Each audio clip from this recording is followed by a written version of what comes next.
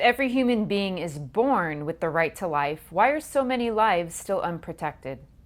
Welcome back to Let's Talk About Human Rights, the show where we shine a light on the issues that shape dignity, freedom, and equality worldwide. I'm your host, Julz Allender. I'm with the California chapter of Youth for Human Rights International.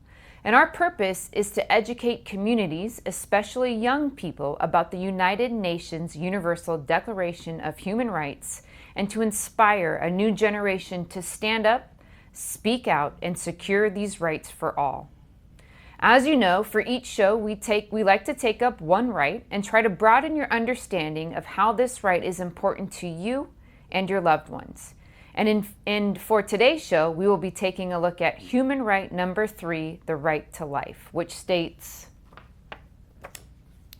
everyone has the right to life, liberty, and security of person. Now let's take a look at a short video about this specific human right. It greeted you at birth. It was there for your first step, your first mistake, your first kiss. It's with you when you win,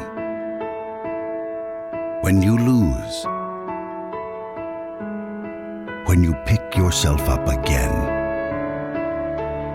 In every moment, you can feel it.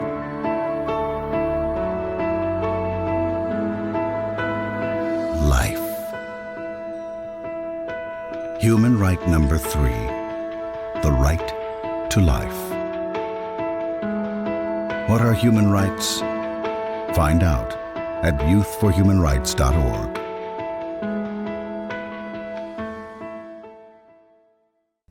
Let's examine these ideas a little more closely. The right to life should be thought of as incredibly expansive, big, broad, and encompassing. The right to live, the right to choose, and then change your mind, and the right to experience, the right to succeed and to fail, and then pick yourself up and give it another shot. The right to entangle ourselves with others, our friends, our families, and experience them as they experience their right to life. All the things you do within your life are included. Also included in this right is the right to liberty. Liberty is a word thrown around a lot, but seems to be little understood. Some try to pervert the meaning as if it is something that they grant to you. You hear things like the liberty given to you or provided for you. And of course, if someone can grant it, then they can take it away. In the dictionary, liberty is defined this way: the positive enjoyment of various social, political, or economic rights and privileges, the power of choice. I think the power of choice best describes liberty as a human right. Liberty is really the act of living life as you choose. If you feel the power of choice in the decisions that you make, then you are experiencing liberty. Of course, when you live within a community of people, there are going to be agreements that are made to keep everyone moving in the same direction. As an example, a stop sign on a busy street. We all agree we should stop and look for other cars. But the first agreement that needs to be made is that you want to live in that community. This is when you would most thoroughly experience the power of choice. You are deciding to live within the mores of that group. You are deciding ahead of time to stop at the stop sign. In order to do that and have your full expression of liberty, you must know and understand the rules and the regulations that you are agreeing to first. This sounds involved, and it is, but it is at the bottom of many, if not most, complications we experience in our society. There is someone who lives amongst us who is not in agreement with the rules the rest of us have agreed to. So they feel that they are being forced to act in a particular manner, all because they didn't take the first step of deciding whether or not they wanted to be a part of that group. This is where the government becomes valuable. One of the purposes of government is to create a safe place for all of us to live, a place where we can express our power of choice over our own life. When you are thinking of liberty, it is the power to choose. The final aspect of this human right is the security of person. Security in this sense means to be free from danger. Why would this idea be a part of the right to life? Because others do not have the right to endanger your life or your family's life with their actions. To put you in a continuous condition of fear of being robbed, fear of being hurt, of your children being hurt. You have a right to be and feel secure in your home, at your place of work, and on the street in your community, to feel secure that your other rights are intact. But neither do you have any right to endanger another. Blowing through a stop sign because no other car was there is not a right you enjoy. You agree to stop, and you look, and that is what everyone living around you expects you to do. To do otherwise is to take away from other community members their right to security. It can be easily seen that if you wish to have all of your human rights secure, then the human rights for others must also be secure. No one lives in a bubble and has no involvement with others. It behooves all of us to do as much as we can to not only secure our own rights, but also secure those same rights for everyone else. Now, let's take a look at how your right to life, liberty, and security of person can be degraded and slowly taken away. The first thing to notice is that often these rights are spoken about as if they are given to you rather than created by you. No one gives you or provides for you these rights and freedoms. They can only make it difficult for you to experience them or prevent you from experiencing them. When you see people promoting a dangerous environment, telling you to be afraid or to be careful, what most often comes hand in hand with that is the idea that you will need to suspend some of your rights for your own safety. In this manner, you are asked to slowly give up your rights. The commonest way of preventing people from expressing these rights is to never let them examine and understand their meaning for themselves. With that said, the best way to preserve your rights is for you to not only know and understand them, but to ensure everyone else knows and understands each of these rights. My guest today is Raul Arias. He is an advocate for human rights in Mexico and South America. And so welcome to the show. Thank you. Thank you very much, Julz. Very happy to be here. Yeah, we are excited and grateful to have you as well. So let's go ahead and get started. What first inspired you to dedicate your work to teaching human rights, particularly the Universal Declaration of Human Rights? Well, first of all, congratulations, because I think this is a great initiative. I saw the beginning of the show, and it's amazing the way you explain the one right. And what inspired me is, in September 11, 2001, I was in the US. I happened to be in the US. And when the September 11 happened, I was like the rest of the world, worried about the condition of the world and the future of the world. And it was that was September. In October, I ran into Youth for Human Rights, the booklet and the purpose, and I said, "Wow, this is something that makes a lot of sense." But it wasn't until 2004 that I saw the public service announcements, these short videos, that I totally fell in love with them, and I said, "This can help me to help my country." Yeah, amazing. I think anyone in the United States, September 11th was a definite a rude awakening, and a definite time where you saw evil lurking over your shoulder that before then went hidden, and maybe you didn't think it was there, right? But having, kind of a wake-up call, one could say, into, okay, things need to change. Yeah, it was definitely a wake-up call. And I ran into Youth for Human Rights a month after that. So, Wow. it was the beginning of Youth for Human Rights, I guess, around that time. Sure. And why do you believe young people are such a critical audience when it comes to human rights education and advocacy? It's almost a cliche to say that the future generations have the destiny of the world in their hands, but I have given human rights seminars over 21 years to probably 150,000 people, and the majority are youth. And when we finish the seminar, we give a feedback survey and they tell us what they think. And I have seen, in probably 27 or 30 countries, different religions, different languages, but I have seen that there's no scarcity of young people who want to change the world. Actually, there's an abundance. There is a scarcity of solutions, though. And why do I think the young people is worth our, energy and attention? Because when you read these comments, you restore the faith in humanity. These guys, the future generation, sometimes the younger generation sometimes get a lot of criticism because the social media and they're lazy or they don't want to work, whatever. But when you really talk to them and when you are communicating with them, connecting with them, there's an abundance of goodwill and good intentions and desire to be able to help and change the world, and that's what keeps me going. I think it's worth what we're doing is worthwhile. Yeah, I agree. I mean, working with youth is inspiring.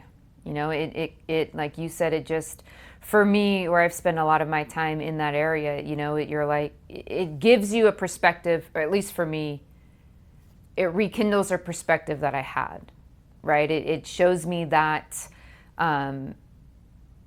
my observations about the majority of people are correct, that people are good, they are motivated to do what's right, they have the power, the will to, they're big dreamers, which are always fun to be around, and they have a lot of life. Youth tend to Yeah, have a lot of life in them, and yeah, they want to make an impact, that is for sure.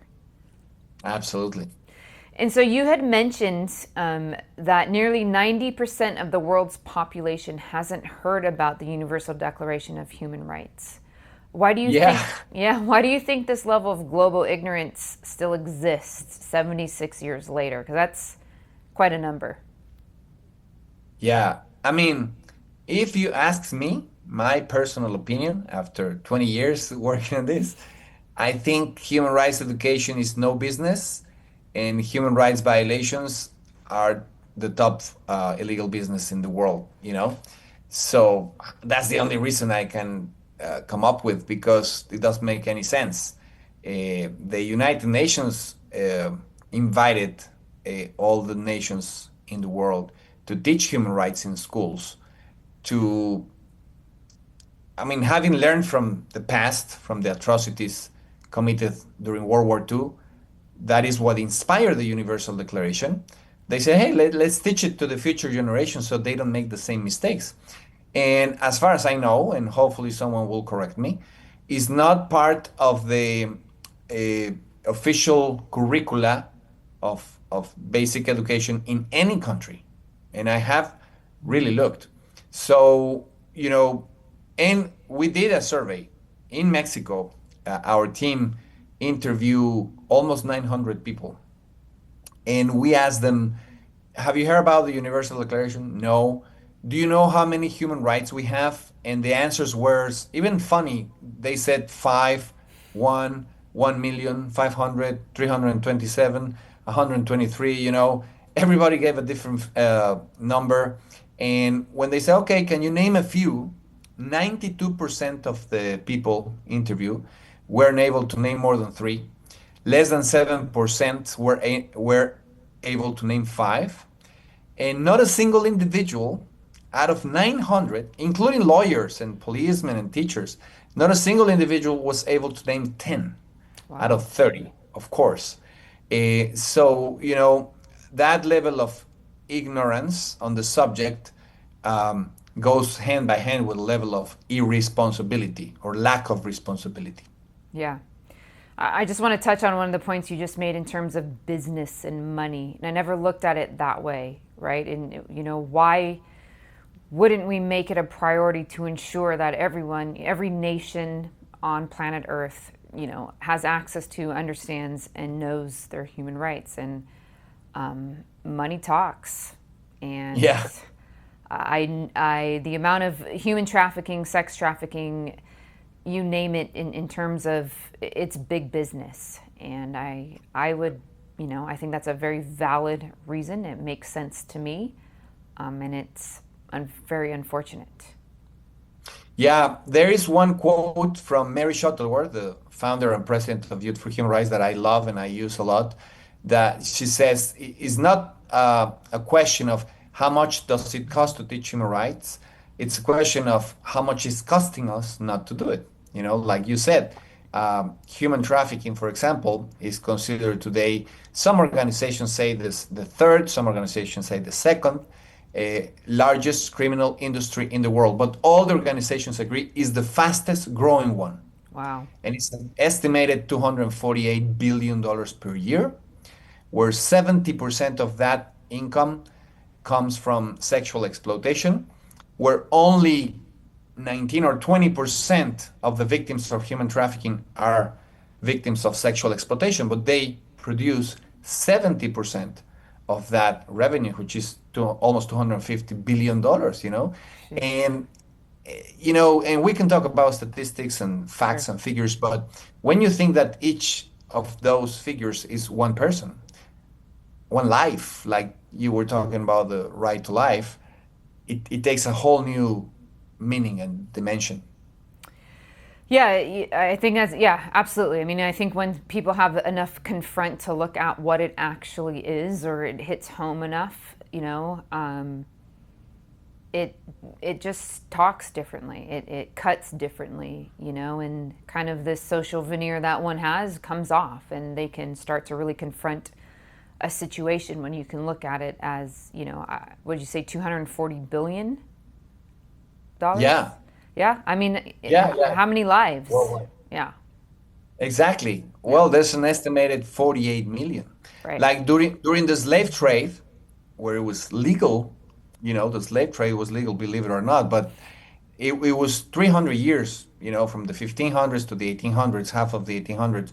It was like 11 or 12 million people taken from Africa and sold, chained, and 12 million in 300 years, 3 centuries. Today is 48 million estimated. Right. And it's illegal, to my knowledge, everywhere in the world. Right. Illegal. And, actually, when you asked me about what inspired me, when I got inspired, when I saw the videos, I just wanted to be a volunteer and help my country. But in 2009, I was invited to a conference on human trafficking organized by a congresswoman in Mexico. And I attended just thinking it was a usual event, like we always attend these kind of events and do networking. But this one had about 7,000 people attending.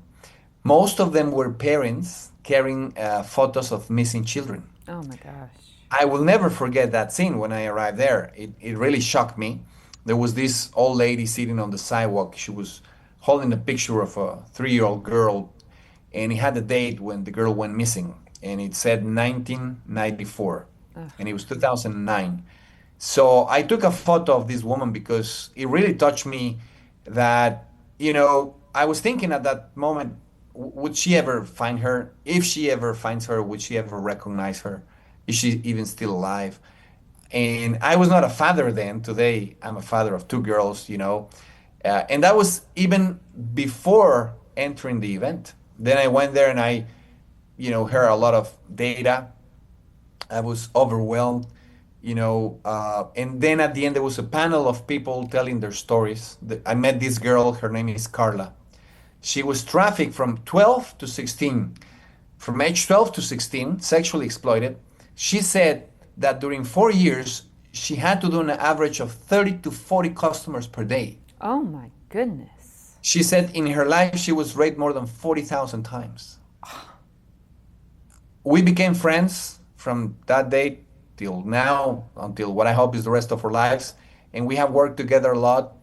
And she makes you feel you have no right to complain about anything in your life.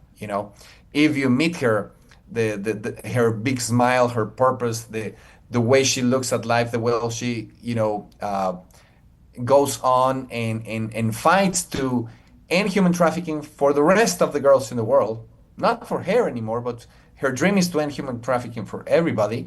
It's really inspiring. Yeah. I also met many mothers who lost their daughters, who never found them or found them dead, you know. And at the end of that event, I went to this couple that told their story about their 13-year-old girl that went to school, never come back. They were looking for her. She went missing. And after a couple of days, they found the body, dead, empty from every organ, Oh my God. presumably for the traffic of organs. Organ And the father harvesting, was yeah. telling the story.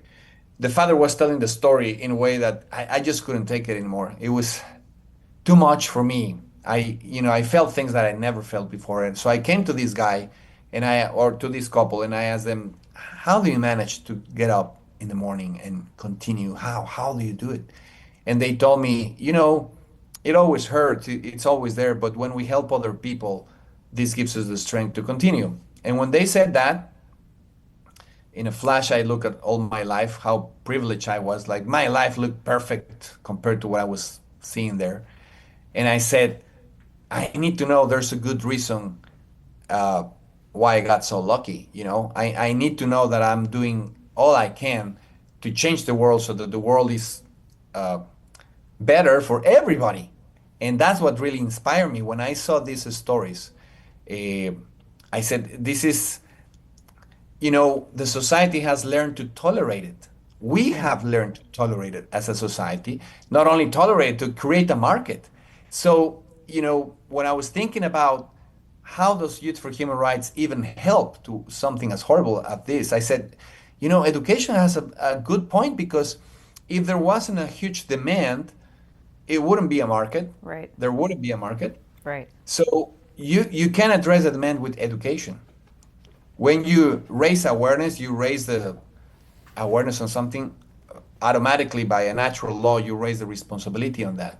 Right. And then that society will be able to not tolerate it. And I think that's the only solution. And it's not a short solution. It's Right. not an easy solution.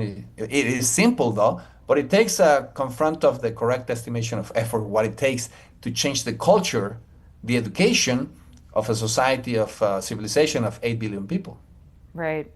Yeah, a couple of points that you made that I really want to touch on. One is tolerance, right? I think that's a really good point, or a really good way to express that, is we have come to a point where we do tolerate it. And I hear this when people say, and I agree, consent is agreement.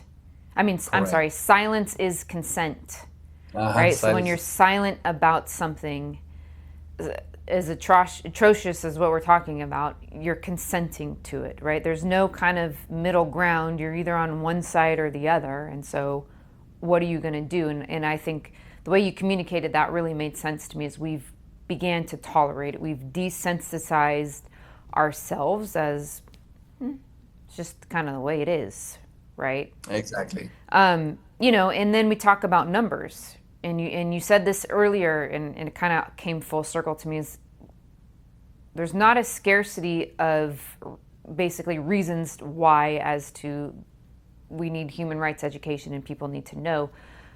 And it's not a scarcity of human rights violations, but there is a scarcity of solutions, right? And then you look at the 90% of the population are not aware, in the examples that you gave in terms of when you surveyed people. You're correct. There's a lot of work to be done, and the correct estimation of efforts and has gone overlooked. And I think the importance of what these are the foundations of society. If we don't have these, right, we're talking about freedom of religion. We're talking about freedom of choice. We're talking about the very foundations that make up life. And when these slowly start to go away, we have a civilization that no longer exists within that individuality that we all are apt to, So Yeah. Yeah, I mean, you made some incredible points. Now, staying on the idea of education and awareness. So, and you touched on this a little bit, but how does the lack of human rights awareness directly contribute to real world abuses, especially in, potential vulnerable communities? Well, like you said, silence is consent. No, uh, Carla, one day we released a book that contained stories of many survivors, and the idea was to fundraise for shelters to help survivors.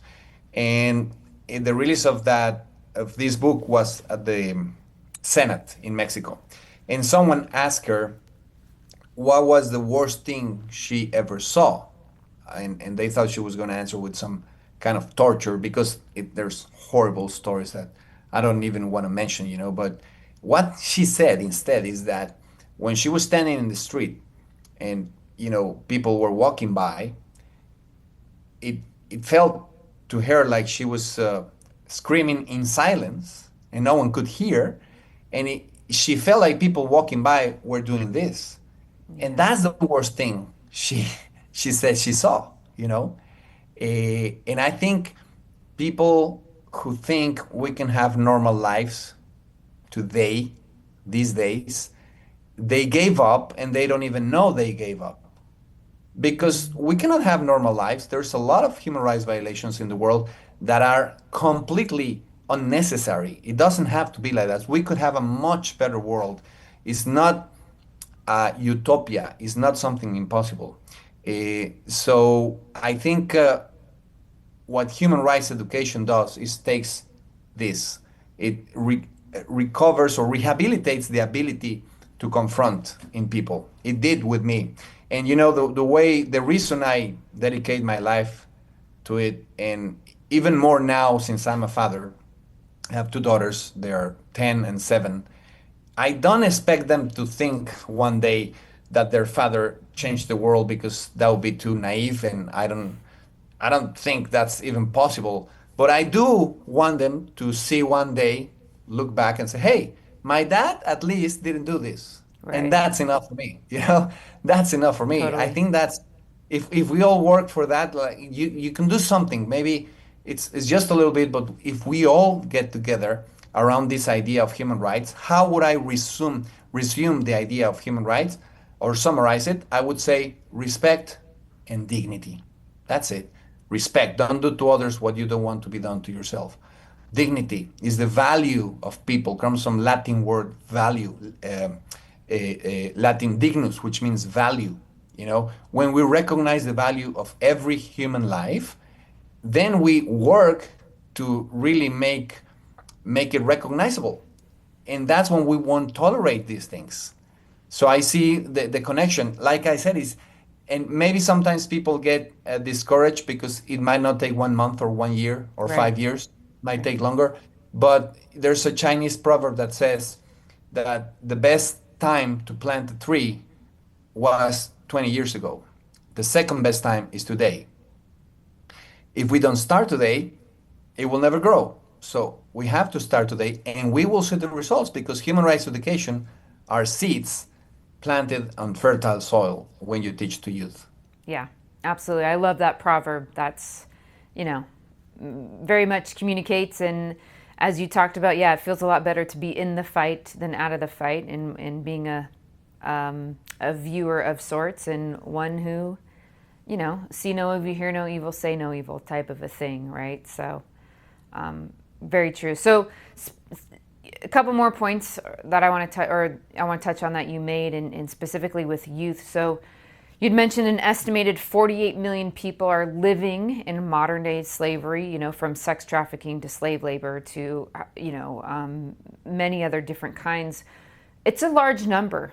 It's hard to think with 48 million people. I mean, it's a big number. And so when you speak to the young people or the youth, how do you help them grasp the weight of this number, or how do you communicate to create, an effect enough where they see the need for change?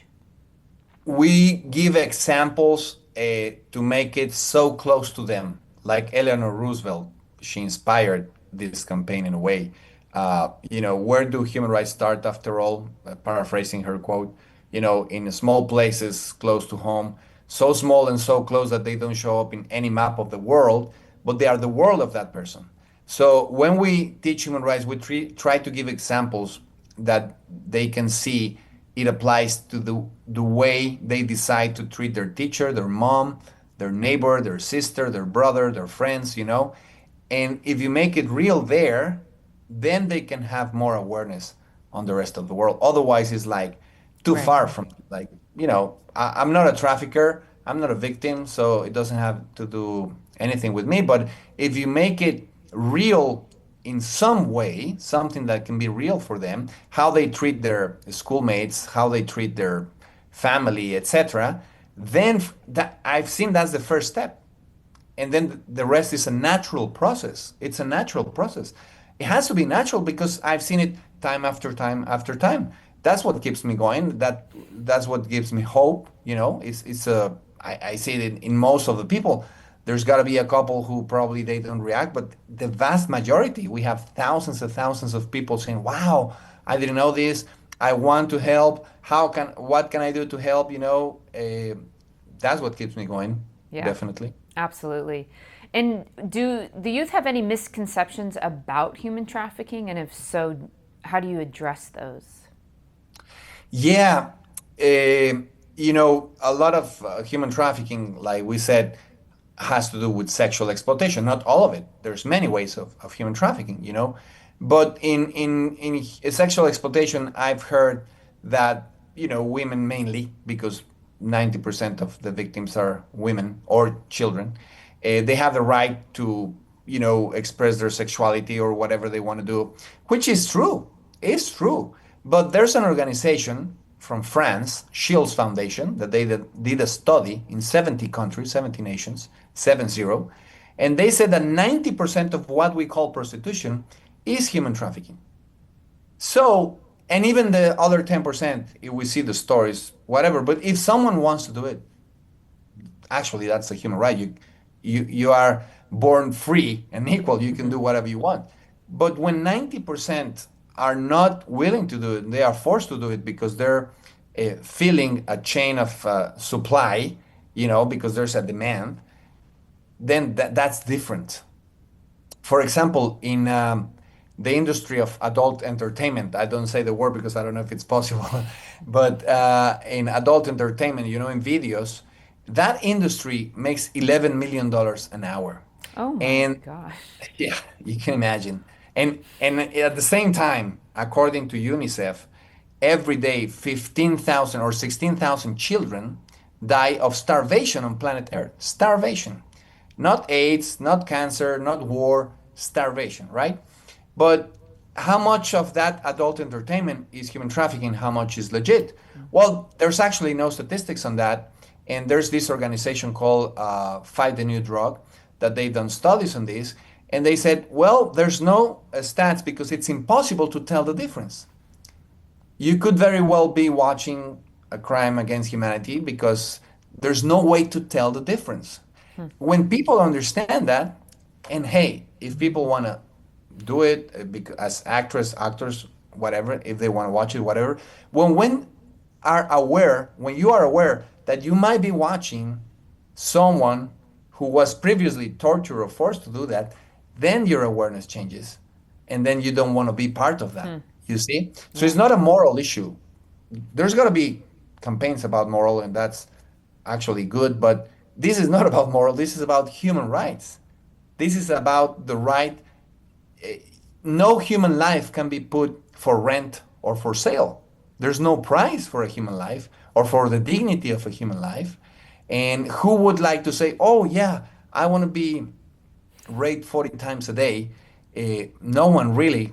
I don't think so. But the demand is so big that someone needs to fulfill that demand. You see? And that's why I think the average age that they are forced to start is 13 years old. Look at that statistic, 13 years old. There's nothing normal about this. There's nothing normal about this. But we can change it if we really, I believe firmly, if we really focus in human rights education at a broad scale, raising that awareness, a lot of it would change. Maybe it's not all the solution, but at least it's the first step for the solution, I would say. Right, right. And so staying on the 13-year-old, because that you led right into my next question, which is, I mean, that is young. It's a very young age. And so how do you begin to talk about this reality in a way that empowers rather than frightens the youth? Right. Very good question. Just keep it simple. Keep it simple and address the social nature of every human being, and that's just observation. I think if the majority of the world were antisocial, then we wouldn't be here anymore. So there's got to be more good people than bad because we're still here and still there's water when you open the faucet and there's trains and airplanes. So if you approach the subject considering most of the people are social personalities, they are good people who want to do good for the rest of the world, and you keep it simple, make it close to them, that empowers them because they see they have rights. Like you were saying at the beginning, it's not that someone gives you your rights. Nature gave you your rights, life gave you your rights. They are natural to you. When they understand that empowers them. But also they recognize the responsibility they have to make sure those rights are a reality, not just for themselves, but for everybody else. Because unless we make sure they're a reality for everybody else, they will never be a reality for ourselves. Right. So I think those two steps are crucial to empower them. Yeah, definitely agree. And that's one of our purposes here on the show is to really take that viewpoint. I think it's simpler to go, oh yeah, I have these rights and these are not given, but these are innate to me, right? I'm born free and equal. Don't discriminate against me. Freedom of thought, freedom of expression, the right to life, right? The right to food and shelter. And, we can go on and on and on. And it can have an interesting, not twist, but usage to it. And it's short-sighted, as you're saying, rather than, because I can use that. I have a freedom of speech, but I'm going to, be nasty to you and discriminate to you, right? And it's like, well, okay, good. So within that, you can't discriminate. And there are things, so it is the viewpoint of, I don't have these rights unless you have these rights. And I don't have Correct. these rights unless I respect and uphold these rights for you.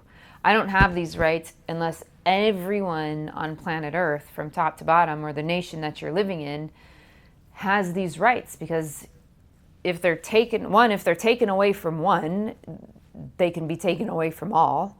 And two, I can't use these to violate others' human rights. And I think when I see some of the youth today, and we're in this information age, and some of the things you'll see on media or social media is that viewpoint, which is it's like, okay, good, well, at least we're becoming aware of our human rights, but now we need to get out of me and look at we and be able to decipher if I have this right, how can I ensure that also my neighbor, my friend, someone I don't even know has the same right also, and I'm not using this right to violate another's to simply get what I want. And so it's a bigger viewpoint for sure. Yeah. And the way the Universal Declaration is structured makes it easy to understand, because I've seen it when we give the seminars. Number 1 and 2, we are all born free and equal and don't discriminate. Every human being has the right to not be discriminated for any reason, and we're all born free and equal. So, but when you teach that right, they will see that no one is equal to anybody. I mean, there's differences, right? Sure. We are equal in rights and dignity. So they understand when they study human right number 1 that the people who look like you, talk like you, and people that you like, they have at least 30 human rights. And the people that don't look like you don't like, they also have at least 30 human rights, you know? And they see, oh, even the people that don't think like me, that I don't like, they still have the same 30 human rights. So that increases the responsibility. And then discrimination, we give examples that are very day to day. You know, they Right. sometimes they don't realize the prejudice we play. Sometimes I give examples of my own life, Right. how I was in school telling jokes, and sometimes we think, oh, the joke is innocent, but that joke may uh, transmit a little virus called prejudice, you know, that gets planted in the mind of a young human being that is growing, and that can grow to become discrimination or hate. And then, like you were saying, the freedom of speech, of course, freedom of speech, but also there's common sense that if you say something, there's going to be a reaction to what you say. Also, there's defamation. Is that how you say it in Yeah. English? Defamation. Defamation. Okay, defamation, which is not freedom of speech. It's a you know, you can get sued by Right. it. You know, it's illegal. And then there's hate speech. You know, using your freedom of speech to promote violence to a group of people or a person. That's not a freedom of speech. So responsibility is natural to the learning of the human rights. It comes natural when you learn them. Right. Yeah, exactly. It is natural, and I loved how you positioned it. Know, like, and trust. They have the human rights. Don't know, don't like, don't trust. Well, they also have the human rights, and there is no, there is we all are equal in rights. However, we differ from each other is also natural. And what a boring world we would live in if we all were the same. So I loved how you positioned that and communicated that. So a couple final questions here. First one being, as we get to the end of this, do you have a message or for the youth or for individuals across the world about their rights, and how to get educated on them, and what they should do for thy neighbor, one could say? Yeah, you know, really order the materials. They are free. Youth for Human Rights provides these materials for free, and they are very well made. I mean, it's amazing. If you study them, you'll see they're easy to understand, easy to use, but they give you a very good understanding. So I encourage, if anybody is watching and you haven't ordered the materials, order them, find out more, and then join a chapter or form your own chapter, because the best part of being in Youth for Human Rights for me is the connection with other individuals that have similar thinkings. Because sometimes you may think you are crazy because you want to change the world. And I think the world is designed to make you feel you are crazy, you Yeah. know? But then if you keep working and meeting other people, you will see you're not the only crazy one. And there's a lot of crazy people. And nowadays, I would take the adjective crazy with pride. You know, I think, okay, they can call me fanatic or, crazy, whatever. Don't call me normal, Yeah. because then I get offended, you know. In this society today, let's not be normal, Yeah. because you cannot change a society by being normal.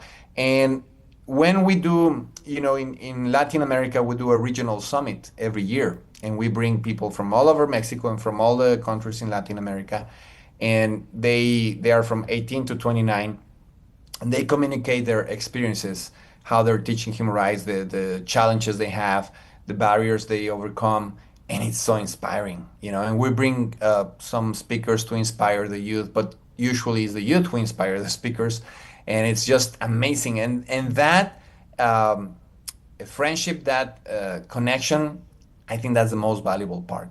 And also, you may think probably that because you are just a student or just a mom or a worker or whatever, just a person, you cannot change the world.